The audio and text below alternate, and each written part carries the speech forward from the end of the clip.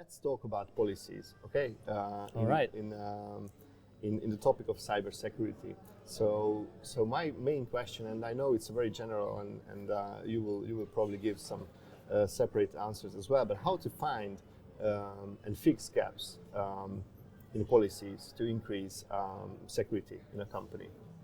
Yeah, that's actually a really good point, because we're very focused on finding vulnerabilities, on finding the problems in the actual,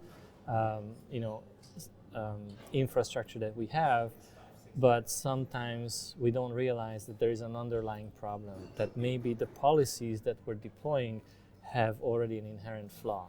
So it's actually a similar type of digging in the data than when we're looking at the infrastructure and what are the gaps. We can also sift through the policies and see if there are gaps in the policies.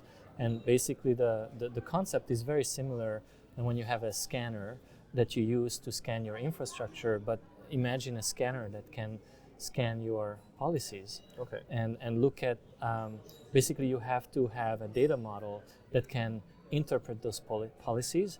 And there are actually large organizations like the Center for Information Security, CIS in short, that have published for many, many years these best practices on policies, and also the configurations for different variety of infrastructure components on how those policies might be implemented. Because what you want to make sure is that when you have a policy, the implementation of the policy matches what the policy's intention is. Can you do automated policies? That's a difficult question, really, because automation has its limits, right? Okay. Because you can actually make mistakes when you do automation. You can, it's always this question of, do we have advanced enough artificial intelligence, or do we need the human component?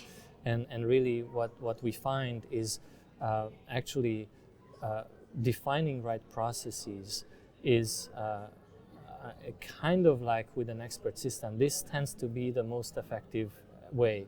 So we have processes where those policies are reviewed on a regular basis, where the right experts are involved at the right time with the right cadence.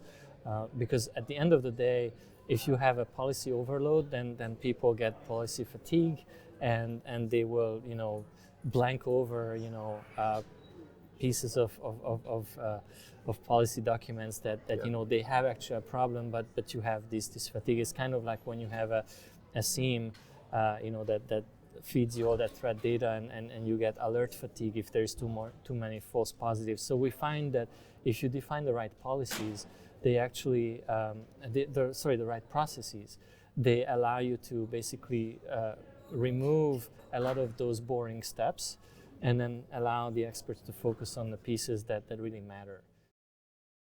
Thank you for listening to the video. I really appreciate that you went all the way to the end. I would appreciate also if you click the subscribe button, hit the bell, because every week we will be publishing some interesting topics on cybersecurity, CASM, IAM, IGA, and enterprise topics.